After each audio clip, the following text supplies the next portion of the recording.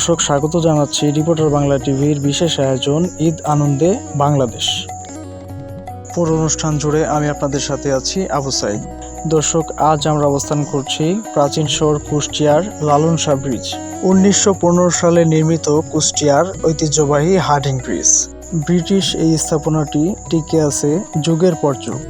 লালন শাহ সেতুর ওপারে নির্মিত রূপপুর পারমাণবিক বিদ্যুৎ কেন্দ্র বাংলাদেশের প্রকৃতি এবং রাশিয়ার যেন একটি সংমিশ্রণ, যা দেখতে হাজার হাজার মানুষ ছুটে আসেন এই লালন শাহ সেতুর উপর।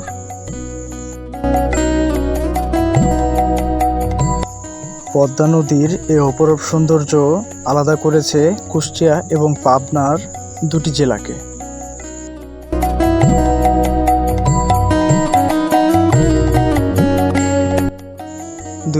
সালে নির্মিত এই সেতুটির নামকরণ করা হয় কুষ্টিয়ার লালন ফকিরের নামে, অর্থাৎ লালন শাহ ব্রিজ নামে নামকরণ করা হয়।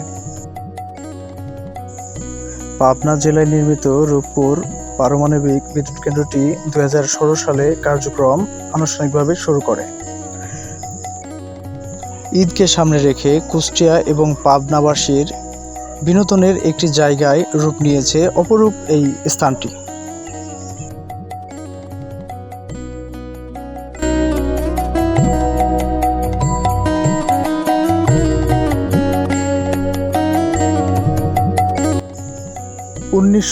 সালে ব্রিটিশদের হাত ধরে নির্মাণ করা হয় এই হার্ডিং ব্রিজটি। কুষ্টিয়ার ভেড়ামারা এবং পাবনার পার্কশিকে প্রথম একত্রিত করেছে এই রেল সেতুটি।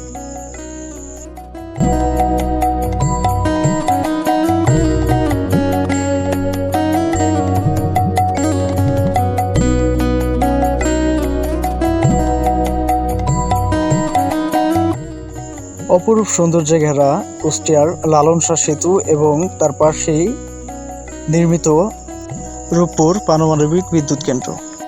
প্রাচীন স্থাপনা কুষ্টিয়ার এই হার্ডিং ব্রিজ দিয়ে প্রতিদিন ঢাকা, কুষ্টিয়া এবং খুলনা রুটে ট্রেন চলাচল করে।